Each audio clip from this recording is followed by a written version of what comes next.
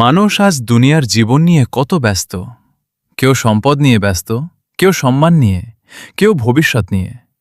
কিন্তু আমরা কি একবারও ভেবে দেখেছি একদিন এই পৃথিবীর সবকিছু ধ্বংস হয়ে যাবে? একদিন আকাশ ফেটে যাবে, পাহাড়গুলো উড়ে বেড়াবে তুলোর মতো, সমুদ্রগুলো আগুনে পরিণত হবে, আর মানুষ দিশেহারা হয়ে পালাপে থাকবে। সেই দিনটাই হল কিয়ামতের দিন। আজ জুমার দিন, শুক্রবার, আর এই শুক্রবার নিয়েই রাসূলুল্লাহ সাল্লাল্লাহু আলাইহি ওয়াসাল্লাম ভয়ঙ্কর একটি কথা বলেছেন। হাদিসে এসেছে, সহিহ মুসলিম, হাদিস নম্বর ৮৫৪। সর্বোত্তম দিন হল শুক্রবার। এই দিনে আদম আলাইহিসসালামকে সৃষ্টি করা হয়েছে। এই দিনে তাকে জান্নাতে প্রবেশ করানো হয়েছে। এই দিনে তাকে জান্নাত থেকে বের করা হয়েছে। আর কিয়ামতও সংঘটিত হবে শুক্রবারেই। ভাবুন তো, যে শুক্রবার আমরা অবহেলায় কাটিয়ে দেই, হাসি ঠাট্টায় কাটিয়ে দেই, সেই শুক্রবারেই হয়তো কিয়ামত শুরু হবে।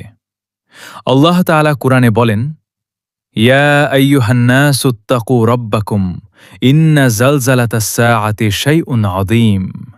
অর্থ, হে মানুষ, তোমরা তোমাদের রবকে ভয় করো, নিশ্চয়ই কিয়ামতের ভূমিকম্প হবে এক ভয়ঙ্কর বিষয়।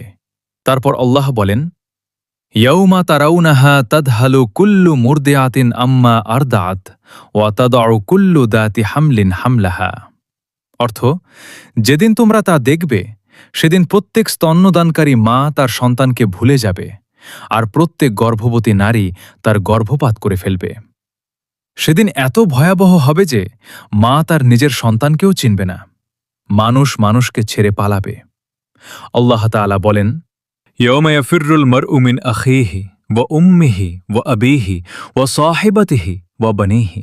অর্থ, সেদিন মানুষ পালাবে তার ভাই থেকে, তার মা বাবা থেকে, তার স্ত্রী ও সন্তানদের থেকেও। আল কুরআন, সূরা আবাসা। কারণ সেদিন প্রত্যেকে শুধু নিজের চিন্তায় থাকবে, আমি কিভাবে বাঁচব। রাসূলুল্লাহ সাল্লাল্লাহু আলাইহি ওয়াসাল্লাম বলেছেন, সহিহ বুখারী, হাদিস নম্বর ৬৫৩০, কিয়ামতের দিন সূর্য মানুষের এত কাছে চলে আসবে যে মানুষের আমল অনুযায়ী ঘাম হবে। কারো ঘাম গোড়ালি পর্যন্ত, কারো হাঁটু পর্যন্ত, কারো বুক পর্যন্ত, আর কারো ঘাম মুখ ঢেকে ফেলবে। একবার চিন্তা করুন, আজকের এই গরম আমরা সহ্য করতে পারি না, তাহলে কিয়ামতের দিনের সেই সূর্যের তাপ কিভাবে সহ্য করব?